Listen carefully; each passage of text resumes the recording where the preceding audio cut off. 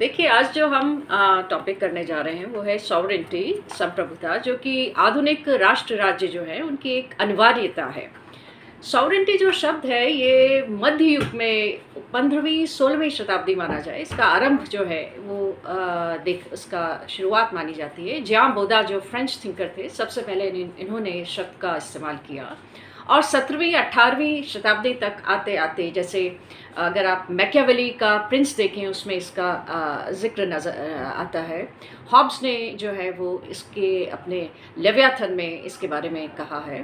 तो जब भी हम बोलते हैं सॉवरेनिटी, इसका अर्थ है एब्सोल्यूट पावर, एक ऐसी असीमित शक्ति राज्य की जिसके अंतर्गत सभी, चाहे वो उसके अंतर जो भी संस्थाएं हैं, जो भी लोग हैं, कोई भी उस शक्ति को, उस सॉवरेनिटी को कोई उस चुनौती नहीं दे सकता है। तो आज के जितने भी राज्य हैं, आधुनिक राष्ट्र, उनकी जो भी किसी भी राज्य की जो अनिवार्य शर्तें हैं, जैसा आप जानते हैं, चाहे वो उसकी जनसंख्या है, चाहे उनका एक लैंड है उसके पास, चाहे कहना चाहिए सरकार है, जितने भी अंग हैं राज्य के, उनमें जो प्रमुख जिसको बोलते हैं राज्य की आत्मा, वो उसकी सॉवरेनिटी है। क्योंकि सॉवरेनिटी एक ऐसी शक्ति है जो किसी भी अंतर्राष्ट्रीय राजनीति में भी अगर हम देखें तो राज्य को उसकी एक अस्मिता, उसकी एक पहचान दिलाती है। देखिए, दो स्तरों पर इसको समझा जा सकता है। एक है इसकी आंतरिक कहना चाहिए सॉवरेनिटी या संप्रभुता, और दूसरा है बाह्य संप्रभुता।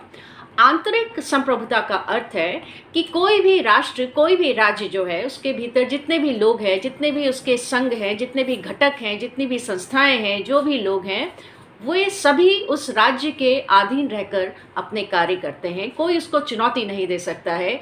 राज्य का जो आदेश है, उसकी संप्रभुता जो है वो सर्वोपरि है। दूसरा, अगर हम स्तर पर देखें तो इसका एक बाह्य पक्ष भी है, जिसको कह सकते हैं कि जो हम किसी भी राष्ट्र की देखिए जो सीमाएं होती हैं, अंतर्राष्ट्रीय राजनीति में हर राज्य की अपनी एक सीमा है। तो जब भी सीमा किसी राज्य की है, दूसरे हमारे किसी पड़ोसी मुल्क की है, तो उसका हम अतिक्रमण नहीं कर सकते हैं।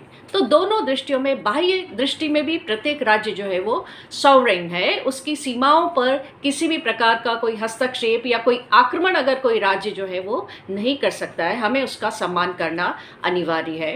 अच्छा, एक इसका दूसरा एक स्तर भी है कि अगर हम देखें अपना देश भारत को देखें, अगर भारत किसी भी मुल्क से अगर कोई संधि करता है, अगर वो नेपाल से कोई संधि कर रहा है या अमेरिका से अगर उसकी कोई संधि कर रहा है, तो एक आंतरिक मामला है। ये भारत का एक आंतरिक मामला है। दुनिया का कोई भी मुल्क जो है उससे प्रश्न नहीं कर सकता है, उसको चुनौती नहीं दे सकता है। तो यही सॉवरेनिटी की एक सबसे बड़ी कहना चाहिए विशेषता है कि बाह्य और आंतरिक दोनों ही दृष्टियों से ये किसी भी राष्ट्र को एक एब्सोल्यूट एक अथॉरिटी देती हैं। चाहे वो उसके आंतरिक मामले हैं, उसमें कोई भी देश जो है हस्तक्षेप नहीं कर सकता है। चाहे उसके बाह्य मामले हैं, वो जिससे चाहे संबंध विच्छेद कर सकता है, जिसके साथ चाहे वो जिस भी मुल्क के साथ जो है वो संबंध बना सकता है। So this is the basic जिसे बोलते हैं, ये एक सॉवरेनिटी का ये एक उसकी ये सारी उसकी एक बेसिक उसका अर्थ है कि एक असीमित शक्ति किसी भी राष्ट्र की, जो कि आधुनिक कहना चाहिए समय की एक बहुत बड़ी एक आवश्यकता है। Thank you.